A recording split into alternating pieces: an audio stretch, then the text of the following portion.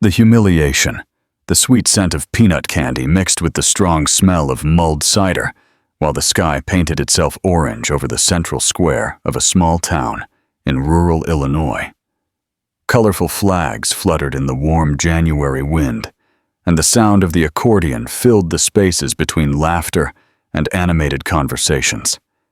It was the traditional winter festival, which every year brought the small town together in a collective embrace of traditions. Among the game stalls and food booths, Eleanor Vance, 30, nervously adjusted the floral apron over her simple dress. Her brown eyes, always attentive to details, checked for the 10th time if the homemade cakes were well presented in her small stall. Delicate fingers straightened the labels written in her neat handwriting. Eleanor's cornmeal cake, caramelized banana crumble, guava roll cake. Maybe he'll notice today, she thought, as she moistened her dry lips. Her heart raced when she saw Arthur, her husband, approaching with firm steps through the crowd.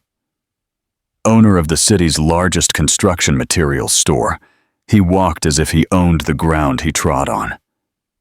Tall, broad-shouldered, with a smile reserved only for important clients, Arthur held a cup of mulled cider in his right hand. You could feel the tension in the air, that kind of electricity that precedes a storm. Some people had already stopped to watch, as if they sensed the drama about to unfold in the middle of the public square. "So, did you sell anything today?" he asked, without even looking at the meticulously decorated cakes. The falsely casual tone didn't fool anyone, least of all Eleanor, who had known every nuance of that voice for 12 years of marriage.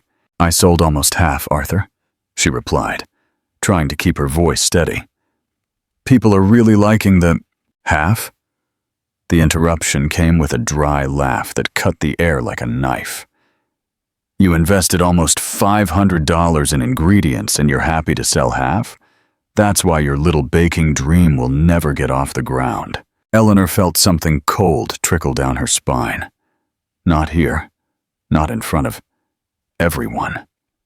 The conversations around them gradually faded, and the sound of the accordion seemed distant now.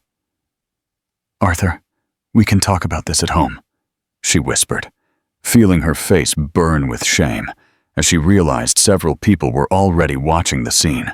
"What for? So you can drag me into this ridiculous dream of yours again?" His voice grew louder with every word. "You know what your problem is, Eleanor. You can't even make a proper cake." The cup of mulled cider in his hand was thrown onto the table, spilling the amber liquid over the cakes she had so carefully prepared since dawn. The silence that followed was deafening. You could hear the sound of the liquid dripping from the tablecloth to the dirt floor. The world around Eleanor seemed to spin in slow motion. She saw the looks, some of pity, others of embarrassment, a few of contained indignation. Hannah, the florist, put her hand to her mouth. Father Anthony looked away, embarrassed. Eleanor's sister-in-law, Catherine, tried to hide a small smile in the corner of her mouth. The tears came, as inevitable as rain after suffocating heat. They ran silently down Eleanor's face, mixing with the sweat of the warm afternoon. There was something in the taste of those tears, perhaps the bitter taste of public humiliation, or perhaps, though she didn't know it yet, the first taste of freedom.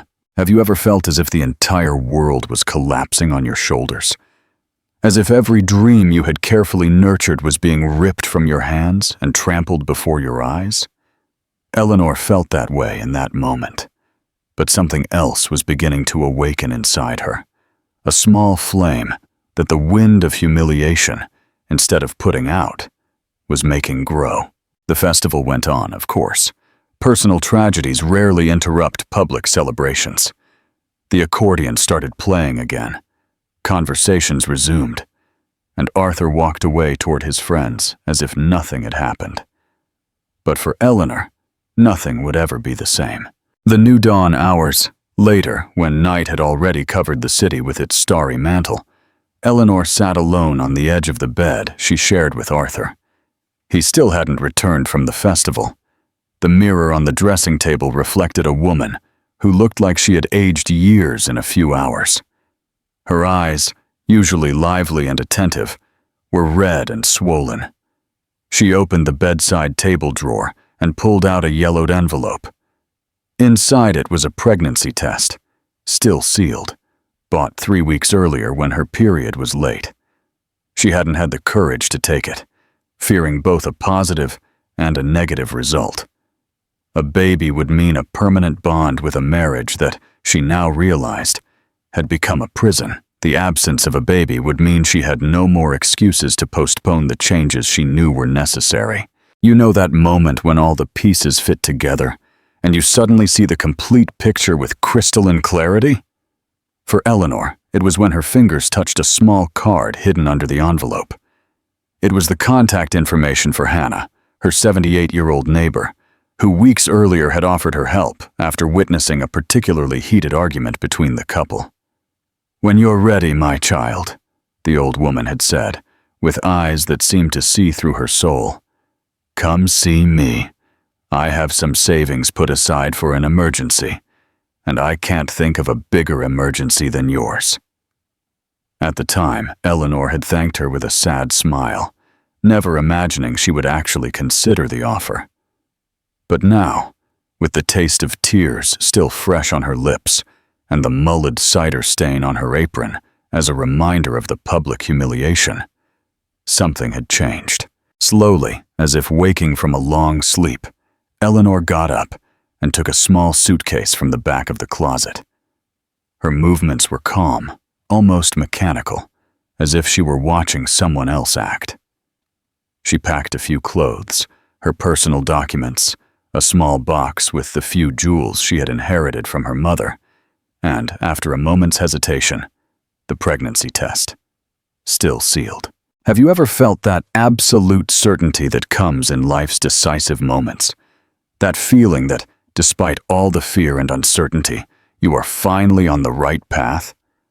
That's what Eleanor experienced when she closed the suitcase. There was no more room for doubt. She left her wedding ring on the bed and a small notebook where she had written down, for years, recipes and ideas for the bakery she dreamed of opening. She didn't leave a note. Words seemed inadequate, insufficient to express everything she felt. Besides, what words could capture the complex whirlwind of emotions that consumed her? It wasn't just hurt or anger, but a mixture of disillusionment, weariness, fear, and, surprisingly, hope. The early morning was silent when Eleanor gently knocked on the back door of Hannah's house. The old woman answered promptly, as if she had been waiting for that moment. "You don't need to explain anything, my child," she said, leading Eleanor inside with kindness. "I saw everything in the square today. Some things don't need words." Sitting at the kitchen table under the soft light of an old lamp, the two women, separated by more than 4 decades in age, but united by the understanding that only women who have suffered can share, made plans. Hannah had saved her whole life for a rainy day, as she would say, and for Eleanor, it was a downpour. "My niece lives in Chicago," Hannah explained. "She has a small restaurant in the Pilsen neighborhood. She's looking for someone who can really cook, not these kids who only know how to microwave food." Eleanor felt a wave of gratitude so intense that new tears welled up in her eyes. But these were different from the ones she had shed in the square. These were tears of recognition, of genuine human connection. "How can I thank you, Hannah?" The old woman smiled, revealing wrinkles that told stories of a long life, not without suffering. "Thank me by being happy, my child. And one day, when you find someone who needs help as you do now, reach out your hand. That's how the world should work." Before the first ray of sun touched the horizon, a bus left the station of Santa Clara, taking Eleanor to Chicago. In her bag, in addition to her documents and the money Hannah had insisted she take, was the pregnancy test, still sealed. She would take it when she arrived in Chicago. Whatever the result, She would face it with the new strength she had discovered within herself. Can you imagine what goes through the mind of a woman who leaves behind everything she knows, taking only a small suitcase and newfound courage? As the bus drove through the night, Eleanor looked out the window at the distant lights of the city she was leaving. She didn't know if she would ever return, but she knew for sure that when and if she did, she would be a completely different person. The sun was beginning to rise when the bus entered the main highway. The first golden rays illuminated Eleanor's face like a silent promise of better days. She closed her eyes, allowing herself to feel the warmth of the sun on her skin. There was something almost sacred about that moment, the end of one life and the beginning of another. In Santa Clara, Arthur's and Eleanor's house remained in silence. He was still asleep, unaware that upon waking, he would find only a wedding ring on the bed and an empty space in the closet. Unaware that his life had also changed forever that night. And so, as a new day was born, two lives followed completely different paths. One still trapped in old patterns, appearances, and the arrogance that masks insecurity. The other embarking on a journey of self-discovery, rebirth, and, though she didn't know it yet, forgiveness. What no one could have predicted at that moment. Not Eleanor on her bus to Chicago, nor Arthur in his ignorant sleep, nor the residents of Santa Clara who would soon comment on the abandonment of the home, was that this story, which began with bitter tears at a winter festival, would end in a way no one could ever imagine. For now, Eleanor looks out the bus window, her eyes reflecting the sunrise. There is fear in her heart, of course, but there is also something more powerful, hope. And hope, as they say, is the last to die, a new beginning. The dawn in Chicago had different colors than the ones Eleanor knew. The rising sun fought to make itself known among the skyscrapers, tinging the sky with a pale pink that soon gave way to the gray of pollution. Sitting by the window of the simple room she had rented in a boarding house in the Pilsen neighborhood, Eleanor watched the city wake up, noisy, impatient, so different from quiet Santa Clara.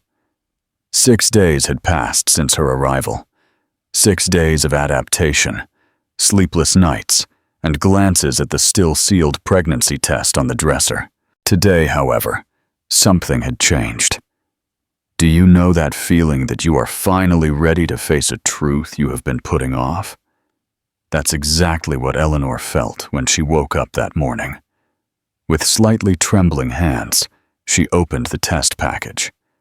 2 minutes later, which seemed to stretch for hours, the confirmation that part of her already knew. She was pregnant. Silent tears ran down her face as her hand rested gently on her still flat belly. A life was beginning to form there, a life that would depend completely on her choices, on her strength. "We're going to be okay," she whispered to the little being who couldn't hear her yet. "Mommy is going to build a beautiful world for you." In that moment, something crystallized inside Eleanor. The fog of doubts and fears that had accompanied her since Santa Clara began to dissipate, giving way to a clarity of purpose she had never experienced before. It was no longer just for her. It was for the two of them now. The restaurant of Grace, Hannah's niece, was just a few blocks from the boarding house. It was a small, but cozy establishment, specializing in home-style food that attracted workers and families from the neighborhood. On the first day, Eleanor had presented herself timidly, her small-town accent betraying her origins, her eyes still red from the tears shed during the trip. "Aunt Hannah told me about your situation," Grace said on that first meeting, a robust, middle-aged woman with an easy smile and sharp eyes. "You don't need to tell me anything you don't want to. Here, what matters is the present and the future, not the past." Have you ever met people like that in life? Those who seem to understand exactly what you need without you having to explain? Grace was one of those rare people, and her kindness was the first genuine ray of sunshine in Eleanor's new life. Well, with the pregnancy confirmed, Eleanor walked to work with different steps, firmer, more decisive. The restaurant was still closed when she arrived, but Grace was already there, preparing dough for the day. "Good morning, dear," the older woman greeted, noticing something different in Eleanor's eyes. "Did something happen?" Eleanor took a deep breath, smelling the aroma of yeast and tomato sauce that filled the kitchen. "I'm pregnant, Grace." The words hung in the air between them. Eleanor didn't know what to expect. Disapproval, concern, pity.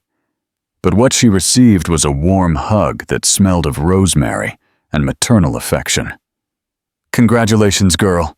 A new life inside you. What a wonderful gift." "But I'm scared," Eleanor confessed, allowing herself to express the vulnerability she usually kept to herself. "How am I going to raise a child alone in a city I barely know, without money, without—" "Shh," Grace gently interrupted. "One worry at a time. Rome wasn't built in a day, and your new life won't be either. Let's start with the basics. You have your health, you have a job, and now you have an even stronger reason to move forward." The following months passed in a blur of adaptation and discovery. Eleanor's body transformed day by day, keeping pace with the changes in her mind and spirit. In the mornings, she worked in the restaurant kitchen, learning culinary secrets that Grace generously shared. In the afternoons, when business slowed down, she took over the cash register, observing every detail of the business with attentive eyes. Do you know how some people have a natural gift for noticing details that go unnoticed by most? Eleanor had always had that ability, but in her hometown, under the constant shadow of Arthur's disapproval, she had never valued that talent. Now, however, she was beginning to see how valuable that observational skill could be. It was like that in her 4th month of pregnancy, with a small but visible baby bump, that Eleanor noticed something interesting. Customers always commented on the lack of homemade dessert options in the neighborhood. "You know what would be perfect after this wonderful stroganoff?" A regular customer commented. "A good homemade pudding, the kind that jiggles like Jell-O when you touch it. Or a carrot cake with chocolate frosting," added her husband, a man with a graying mustache. "It's been years since I've had a decent one, since old Mr. Johnson's bakery closed." That night, in her room at the boarding house, Eleanor couldn't sleep. Her mind was buzzing with ideas, recipes, and possibilities. She grabbed a new notebook, not the one she had left behind in Santa Clara, but one she had bought with her first paycheck, and began to write down her ideas. When the sun rose, she had in her hands the sketch of a proposal. "Homemade desserts?" Grace repeated when Eleanor presented her idea the next morning. "To sell in the restaurant?" "Yes," Eleanor confirmed, with an enthusiasm that surprised even herself. "I've started to notice that a lot of customers comment on the lack of homemade dessert options in the neighborhood. We could start with a few simple recipes, pudding, cakes, pies, and see how people react." Grace looked at Eleanor with an expression that mixed surprise and pride. "You're really observing everything, aren't you?" "Well, I'm willing to try it.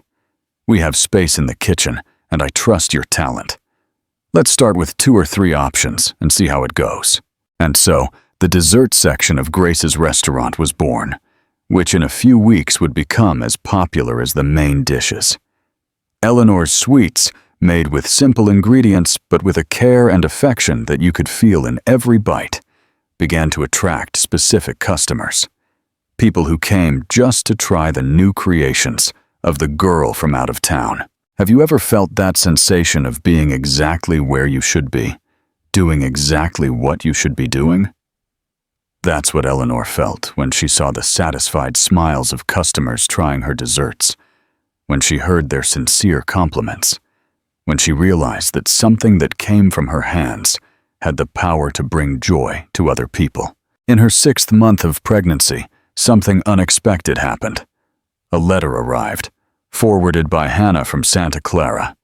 It was from a Chicago law firm, informing Eleanor that she had been named the sole heir of a great-aunt who had recently passed away in Portugal.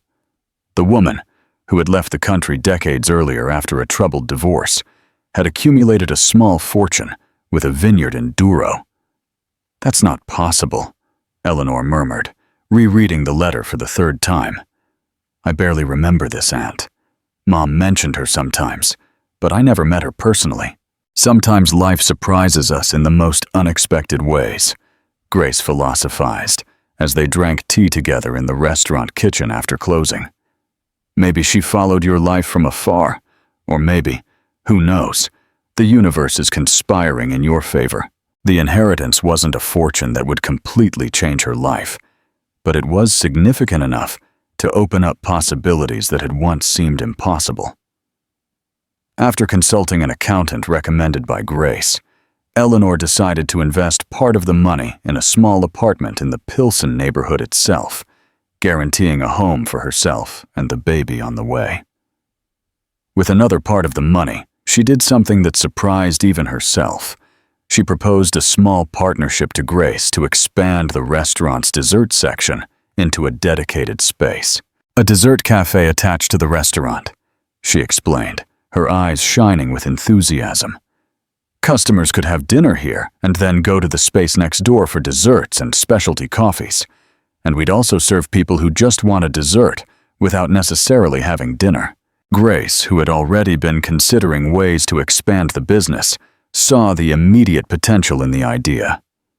"You have a business vision, girl? Who would have thought? Let's do this together then. Your skill with the sweets and my experience with the business, we make a good team." And so, when the 8th month of pregnancy arrived, Eleanor wasn't just expecting a baby. She was also awaiting the birth of a new business venture. The small commercial space next to the restaurant was rented, and renovations began.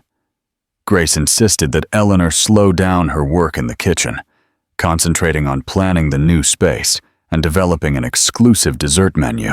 In the quiet nights, alone in her new simple but cozy apartment, Eleanor talked to the baby in her belly while flipping through decoration and gastronomy magazines.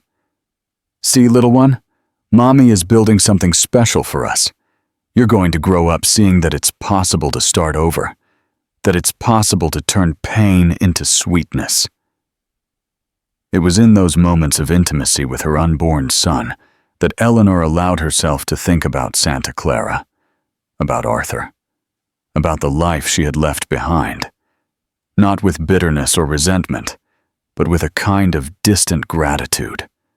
Gratitude for the strength that pain had given her, for the path that had brought her here. Have you ever realized that sometimes, to truly move forward, we need to revisit our past? That's the understanding that came to Eleanor on that starry night. Santa Clara was not just the place of her sorrows. It was also the soil where she had been born, where her parents were buried, where she had taken her first steps. It was a part of her, for better or for worse. The email from the realtor arrived while she was still contemplating the skyline. Attached were not only information about the warehouse, but also a broader report on the city's economic situation. Arthur's business was mentioned directly this time. It was on the verge of bankruptcy, with accumulated debts and customers migrating to more modern competition in the neighboring city. A whirlwind of emotions invaded Eleanor as she read that information. It wasn't satisfaction at her ex-husband's difficulty, as she might have expected to feel years ago. It was something more complex, a mixture of understanding, sadness for the reality of a man who hadn't known how to adapt to new times, and, surprisingly, a genuine desire to change that situation. That same night, she made a decision. She called Robert Evans and made a request that would surprise anyone who knew her story. She wanted detailed information about the financial situation of Bennett Construction, including a full evaluation of its debts, assets, and potential for recovery. "I'm considering an acquisition," she explained, her voice firm despite the internal turmoil. "Not out of interest in the construction materials sector, but as part of a larger plan." In the following weeks, while overseeing the inauguration of the third Sweet Memories store, Eleanor plunged into meticulous planning. What began as a vague idea transformed into a concrete project. To expand her business to Santa Clara, not just with a branch of her successful bakery, but with a local development plan that would include the restructuring of struggling traditional businesses. "It's crazy," she confessed to Grace when she finally shared her plans. "Returning to the place I ran from, investing in the business of the man who publicly humiliated me. It's not crazy," Grace replied, with the quiet wisdom that always characterized her. "It's the closing of a cycle. You're no longer running, Eleanor. You're choosing to return on your own terms, and that makes all the difference." On a sunny December afternoon, exactly 3 years and 5 months after her silent departure, Eleanor signed the documents that set her boldest plan in motion. She acquired, through a debt recovery company, a large portion of Bennett Construction's debts. At the same time, she bought the old Pereira warehouse, with plans to transform it into the largest Sweet Memories store yet. Ava, now an eloquent girl of almost 4, watched her mother with curiosity as she organized documents in her home office. "Mommy, are we going on a trip?" Eleanor smiled, pulling her daughter onto her lap. "Yes, my love. We're going to see a very special place for Mommy. A place where I was born and grew up, where your grandparents lived. It's called Santa Clara. Is it far away?" "Not very. It's a small city, very different from Chicago. It has a beautiful square in the center, with an old church and a bandstand where wonderful winter festivals happen."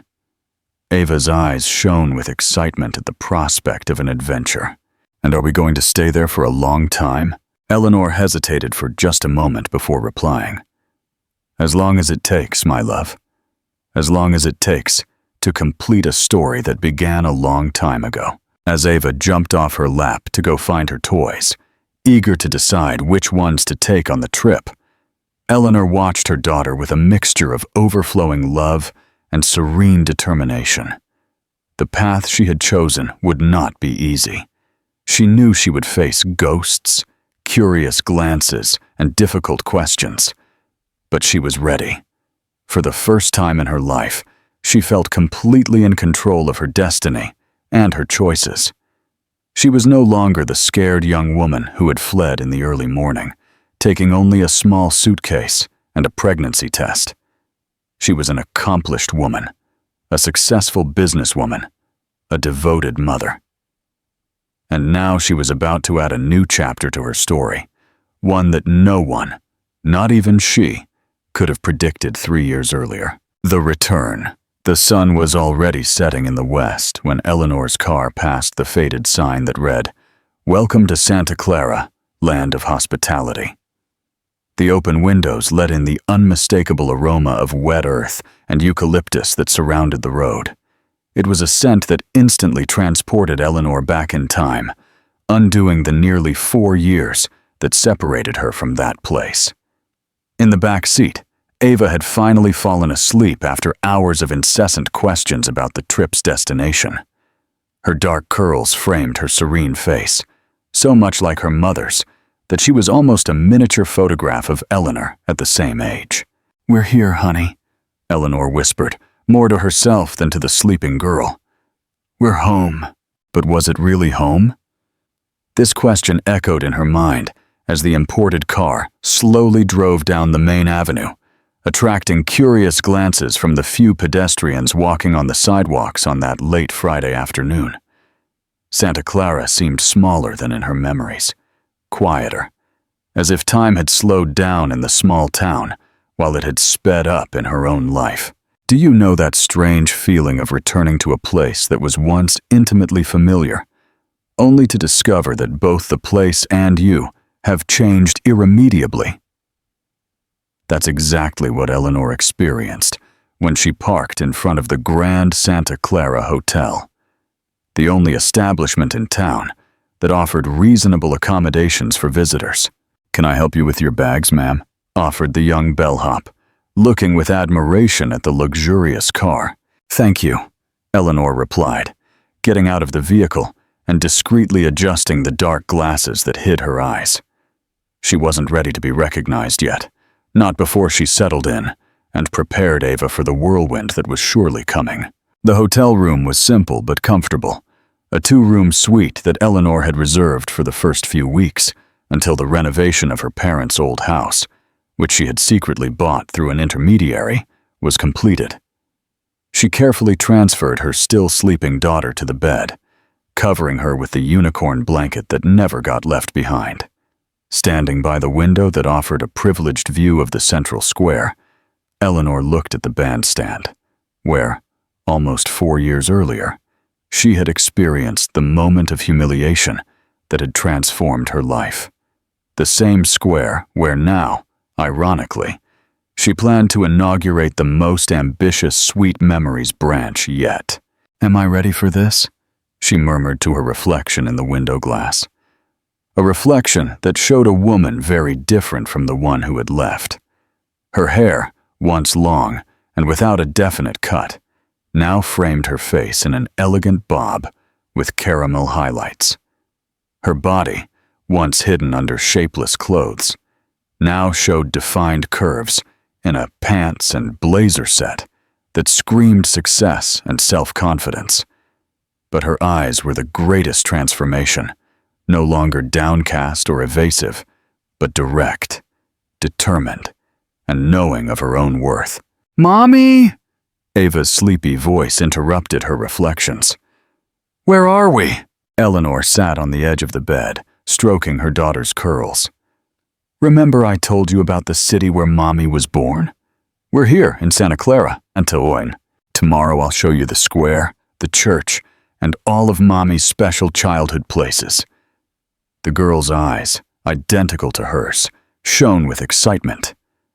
"Are we going to see Grandma and Grandpa too?" The innocent question hit Eleanor like an invisible punch. During the years in Chicago, she had explained to Ava that her grandparents were in heaven, but the girl still didn't fully understand the concept of death.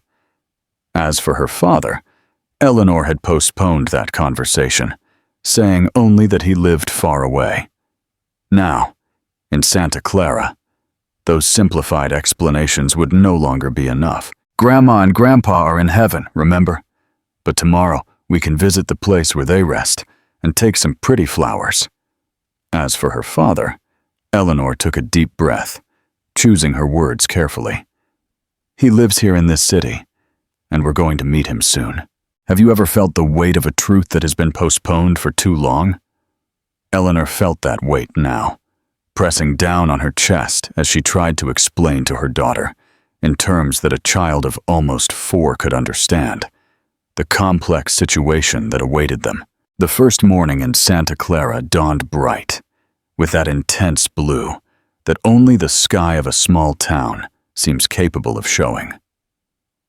After breakfast in the room, Eleanor decided it was time to show her face. She dressed Ava in a floral dress, combed her rebellious curls, and after hesitating briefly in front of the mirror, opted for a simple but elegant look. Impeccable jeans, a white silk shirt, and a single accessory. The delicate gold necklace with a miniature bakery charm, a gift from her team when Sweet Memories turned 2. "Let's go explore the city, my love." Holding hands, mother and daughter left the hotel, walking slowly down the main avenue. It didn't take long for the first looks of recognition to appear. An elderly lady at the pharmacy door dropped the package she was holding. The barbershop owner interrupted the cut he was giving, his mouth open in surprise. A group of teenagers stopped talking, pointing discreetly. "Eleanor! Eleanor Vance!" The voice came from a middle-aged woman leaving the bakery. It was Regina, a former schoolmate who had always been kind to her. Eleanor smiled, feeling a knot form in her throat. This was the first real test, the first official acknowledgement of her return. "Hello, Regina. It's been so long." The woman approached, her eyes wide as they alternated between Eleanor's face and little Ava, whose resemblance to her mother was undeniable. "My God, it really is you. Everyone commented when you left. And who is this little girl?" "This is my daughter, Ava," Eleanor replied simply, lightly squeezing the hand of the girl who was watching the stranger with curiosity. The news spread through the small city with the speed that only rumors in small-town communities can achieve. Before they even completed their walk to the central square, Eleanor could feel the stares multiplying, conversations being interrupted, and poorly disguised whispers. Some greeted her shyly, others just watched from a distance, incredulous. In the square, where the memories of the festival still haunted her thoughts, Eleanor allowed Ava to explore the bandstand, keeping her under her watchful eye. It was there, sitting on one of the newly painted wooden benches, that she received the first visit that truly mattered. "I knew it was true," a voice said. "When I heard the rumors this morning, I knew it had to be true." Eleanor looked up to find the wrinkled face and kind eyes of Aunt Hannah. The old woman, more hunched than in her memories, leaned on a simple cane. "Aunt Hannah," Eleanor whispered, getting up to hug the woman who had made her escape possible years earlier. "How are you?" "Alive," the old woman replied with a mischievous smile, "which at my age is a great accomplishment." Her eyes moved to Ava, who was now running toward her mother. "And this must be the little one who was in your belly when you left." Eleanor nodded, formally introducing her daughter to the woman who, without ever having met her, had already profoundly impacted her life. Ava, always sociable, was soon chatting animatedly with the old woman about the pigeons in the square and the colors of the flowers in the flower beds. "You came back to stay?" Aunt Hannah asked, when the little girl wandered off again to explore. "Yes," Eleanor confirmed. "I bought my parents' old house, and I'm planning to open a branch of my business here. Sweet Memories is a chain of bakeries I started in Chicago."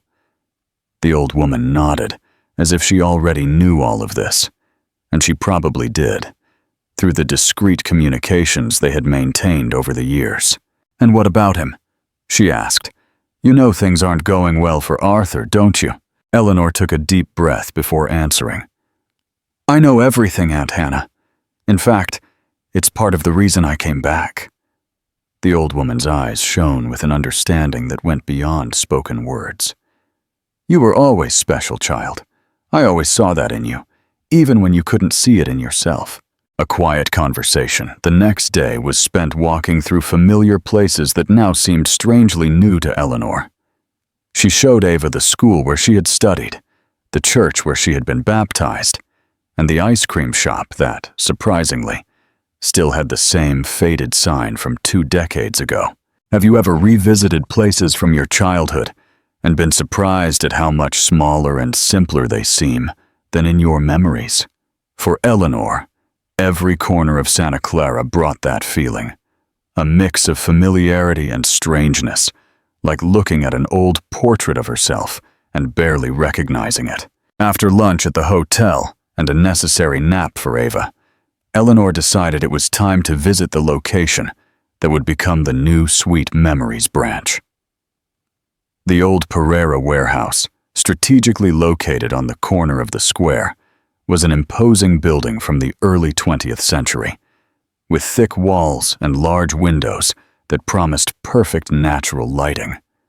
Accompanied by the real estate agent, who made no attempt to hide his astonishment at the transformation of the old resident, who was returning as a prosperous businesswoman, Eleanor explained her vision for the space, while Ava explored the empty corners of the large hall.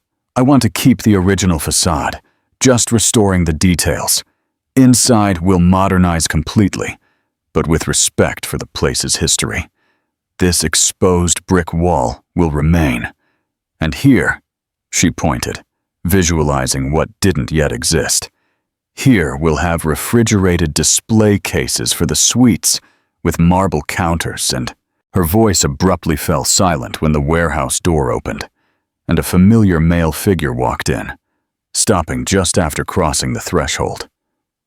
Time seemed to freeze as Eleanor and Arthur stared at each other for the first time in almost 4 years. He had changed. His hair, once only with a few gray strands at the temples, was now significantly grayer. There were new wrinkles around his eyes, and his body, once robust and imposing, seemed slightly diminished, as if the weight of recent years had literally compressed his frame. "So it's true," he finally said, his voice raspy as if he hadn't spoken in a long time. "You came back." The real estate agent, sensing the tension in the air, mumbled something about checking the back lot, and quickly disappeared through a side door. Eleanor mentally thanked him for the moment of privacy, while she called Ava close to her with a gentle gesture. "Yes, I'm back," she replied simply, keeping her voice steady despite her racing heart. "To stay?" Arthur's eyes moved slowly from Eleanor's face to the little girl at her side, and there they remained, wide with a mixture of shock and gradual understanding. The resemblance between mother and daughter was undeniable, but there were also his features in the shape of her nose, in the line of her chin. "This is—" He couldn't complete the sentence. "Ava," Eleanor replied, placing a protective hand on her daughter's shoulder. My daughter! Have you ever seen someone hit by a truth so powerful it seems to physically unbalance them? That's how Arthur reacted, recoiling a step, leaning against the nearest wall, his face drained of color. "My daughter?" The words came out as an incredulous whisper. "You were—" "I suspected when I left. I confirmed it shortly after." Ava was looking curiously at the stranger who seemed so affected by her presence. "Mommy, is he my dad?" The innocent question, asked with the crystalline clarity that only children possess, echoed in the empty space of the warehouse. Eleanor felt it, bending down to be at her daughter's eye level. "Yes, sweetie. This is Arthur, your dad." The girl, with the disconcerting naturalness of childhood, took a step forward and extended her small hand in a surprisingly formal gesture. "Hello, nice to meet you. I'm Ava, and I'm almost 4 years old. Mommy said you used to live here." Arthur seemed momentarily paralyzed, looking at the extended little hand as if it were something incomprehensible. Then, slowly, like someone approaching something precious and fragile, he knelt before the girl and accepted the handshake. "Hello, Ava," he replied, his voice choked with emotion. "I'm your dad." The moment suspended between the three of them, father, mother, and daughter, was interrupted by the return of the real estate agent, oblivious to the family drama that had just unfolded.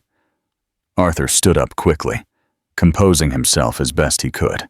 "We need to talk, Eleanor," he said, already heading for the door.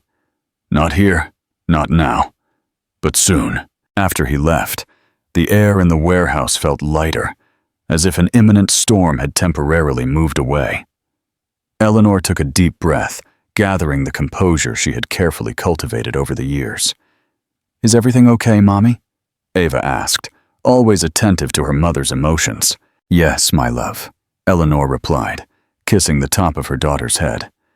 "Everything is exactly as it should be." That night, after putting Ava to sleep, Eleanor sat on the small balcony of her hotel room, watching the lights of the central square.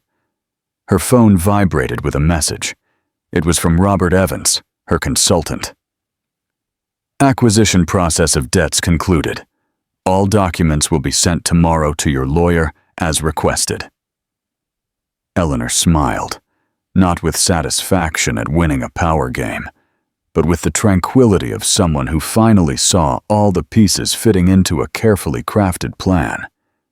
Tomorrow, she would visit Bennett Construction, not as the submissive wife she once was, but as a successful businesswoman, ready to offer not revenge, but something far more powerful and unexpected: a second chance.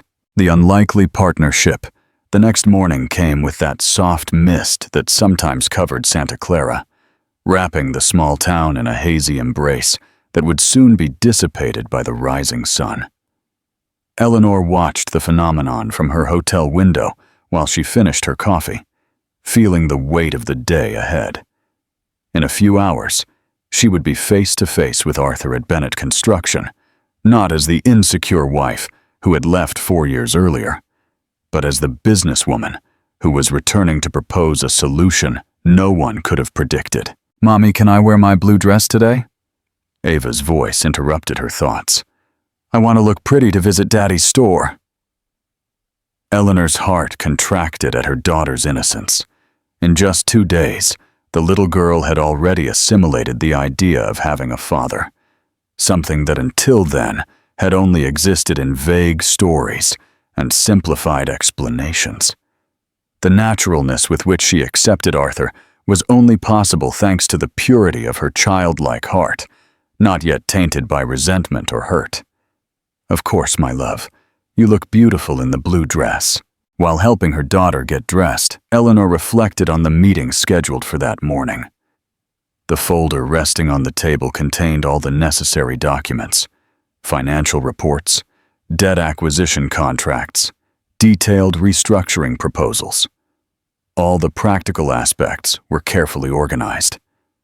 What remained uncertain was how her heart would react when she was once again in that space that had once been a central part of her life. Have you ever prepared meticulously for a decisive moment, only to discover that no amount of planning is enough for the emotions it awakens? That's exactly how Eleanor felt when, holding Ava's hand, she walked through the door of Bennett Construction shortly after 10 in the morning. The bell above the door announced her entrance, producing the same familiar chime that populated so many of her memories. The interior of the store, however, was almost unrecognizable. The shelves, once always organized and well-stocked, showed empty spaces and dusty products. The service counter displayed scratches and marks of wear that no one had bothered to repair. In the air, a subtle odor of neglect hung, that peculiar smell of places that have lost their vitality. Arthur emerged from the office in the back upon hearing the bell, his face showing that he expected the visit, though he was perhaps not truly prepared for it. At his side, to Eleanor's surprise, was Catherine, his sister, the same one who had smiled discreetly during her humiliation in the square years before. "Good morning," Eleanor said, keeping her voice firm and professional. "As we arranged on the phone." Arthur nodded, his eyes inevitably fixing on Ava, who was curiously observing the tools displayed in a nearby showcase. "My niece." Catherine's voice broke the tense silence, a mixture of disbelief and something more complex in her tone. "Yes," Eleanor replied simply, turning to her daughter. "Ava, remember I told you about your Aunt Catherine? She's your dad's sister." The girl smiled, showing the same genuine cordiality she had shown when meeting Arthur. "Hello, Aunt Catherine. I like your necklace. It looks like a star." The innocent comment seemed to destabilize Catherine, who instinctively put her hand to the golden pendant on her neck, a gift that Eleanor knew well where it came from. It was a piece of jewelry that had belonged to Arthur's mother, traditionally given to the daughter-in-law when she married. A jewel that, by rights, should have been hers. "Can we talk in the office?" Arthur suggested, breaking an uncomfortable moment. "Sueli can keep an eye on Ava here in the store." Sueli, a long-time employee who now seemed to be the only one left, smiled gently at the little girl, offering to show her how the cash register worked. With Ava entertained, the 3 adults headed to the small office in the back of the store. The space was exactly as Eleanor remembered it. The same dark wood desk, the same organized folders on the shelves, even the same promotional calendar from a cement supplier on the wall, although now showing a different year. The only notable addition was a photograph of Arthur and Catherine together at a business fair, smiling side by side in a way that suggested more than a fraternal relationship. "You didn't have to come back," Catherine began, barely containing the hostility in her voice. "We had everything under control here." Eleanor smiled slightly, placing her folder on the desk and carefully pulling out the documents. "The numbers disagree with you, Catherine. Bennett Construction is on the verge of bankruptcy. Debts with suppliers, back taxes, past due bank loans, not to mention the consistent drop in sales over the last few quarters." "How do you know all this?" Arthur questioned, his face pale in contrast to the rising color in Catherine's cheeks. "I've been monitoring the economic situation of Santa Clara for some time. Part of my job as a businesswoman is to identify investment opportunities." The word opportunity hung in the air like a silent accusation. Arthur sat down heavily in his chair, while Catherine remained standing, her arms crossed defensively. "What do you want, Eleanor?" he asked finally. "Did you come back to get revenge? To buy our debts, to completely destroy us?" Eleanor took a deep breath, feeling the weight of that moment. 4 years ago, that might have been exactly what she wanted. To see Arthur humiliated, as she had been. To watch the downfall of the empire he had built with such pride. But the woman who was standing there now was not the same one who had left on a summer night. "Actually," she replied calmly, "I came to propose a partnership." The shock on both their faces would have been almost comical under other circumstances. "Partnership?" Catherine repeated, incredulous. "After everything?" "Yes, after everything," Eleanor confirmed, keeping her gaze fixed on Arthur. "Including your affair, which started long before I left." The silence that followed was deafening. Years of secrets and lies collapsed with those simple words. Catherine went pale, leaning against the nearest wall. "You knew?" Arthur murmured finally. "I found out a week before that festival. That's why I was so vulnerable, so unable to defend myself when you publicly humiliated me. What I didn't know at the time was that your whole family was aware, your mother, your father, all of you participating in that plan to make me leave discreetly. You've lived a moment where you finally put into words a truth you've been carrying silently for so long." For Eleanor, it was like lifting an invisible weight that had compressed her chest for years. What I found out later, through Aunt Hannah and other contacts, was how the situation deteriorated after I left. Your relationship went public a few months later, causing the scandal your mother feared so much. The business began to suffer when people connected the dots and understood what had happened to me. And then, when the local economy began to change with the arrival of larger competitors, you no longer had the respect of the community to sustain your traditional clientele. Arthur lowered his head, unable to face Eleanor's direct gaze. Catherine, on the other hand, regained some of her aggressive composure. "And now you come back as the great savior, to show off your money and your success?" Eleanor shook her head, pulling more documents from her folder. "No, Catherine. I come back as someone who understands that the past cannot be changed, but the future always offers new possibilities. I came back for Ava so she can know her roots. I came back for myself, to close the cycles I left open. And yes, I also came back for Bennett Construction." "Why?" Arthur's question was almost a whisper. "Why not just destroy us after everything we did?" Eleanor allowed herself a moment to truly consider the question. Why, after all?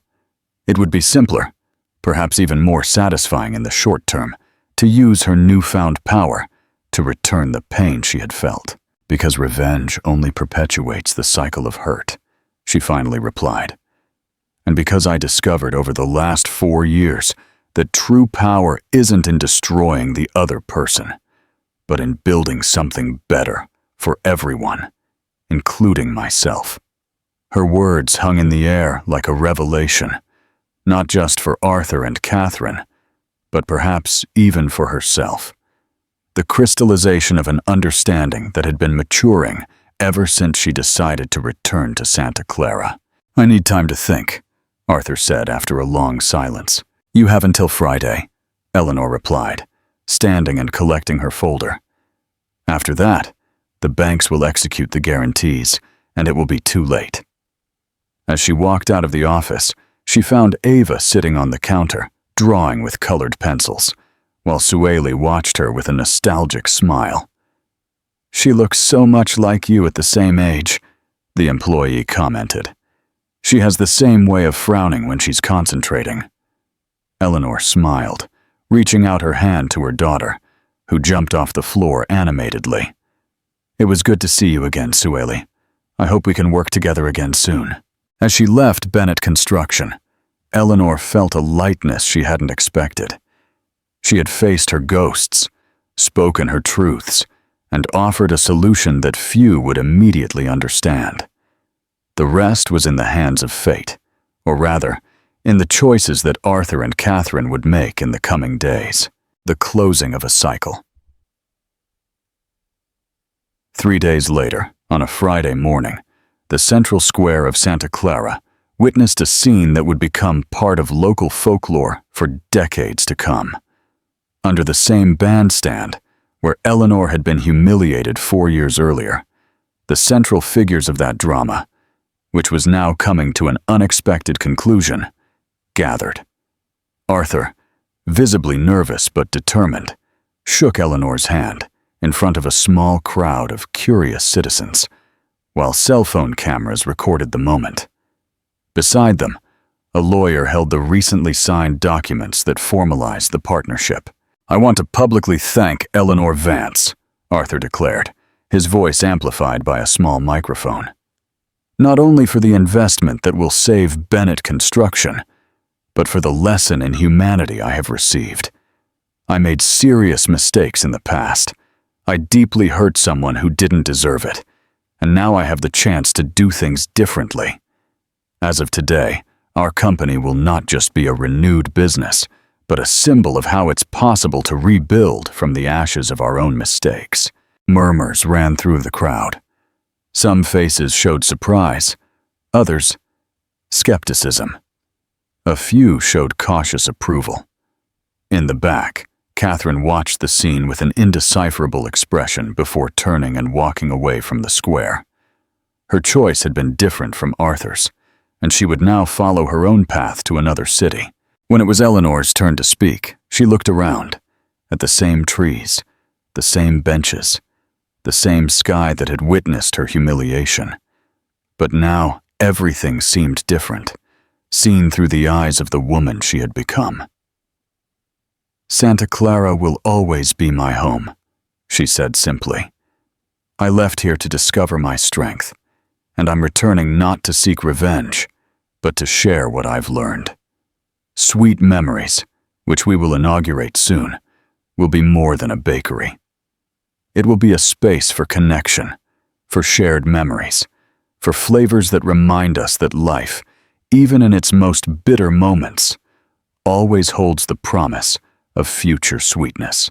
Ava, who was watching everything with the comical seriousness that only children can maintain on formal occasions, suddenly ran to the center of the bandstand, pulling both Eleanor and Arthur by the hands. "Are we a different kind of family now?" she asked, with the disconcerting simplicity of childhood. Eleanor and Arthur exchanged a look, not of romantic love that had been irredeemably lost, but of a new understanding, a shared commitment to something greater than their own egos or past hurts. "Yes, sweetie," Eleanor replied, kneeling to be at her daughter's eye level. "A different kind of family, but a family nonetheless." That afternoon, as the sun began its descent on the horizon of Santa Clara, the aroma of mulled cider once again filled the square, not to mark a humiliation, but to celebrate a new beginning. The small town, which had been a stage for so much pain, was now witnessing how forgiveness could be more powerful than any revenge. And Eleanor, watching her daughter run happily across the square's lawn, finally felt that the cycle was complete. She had transformed her pain into growth, her hurt into compassion, and her desire for retribution into something infinitely more valuable: the ability to offer a second chance, not just to others, but most importantly, to herself. I invite you to leave your opinion about this incredible story in the comments. If you liked it, share it, and subscribe to the channel to support our work. Another story is appearing on your screen that will probably also move you. Don't miss it.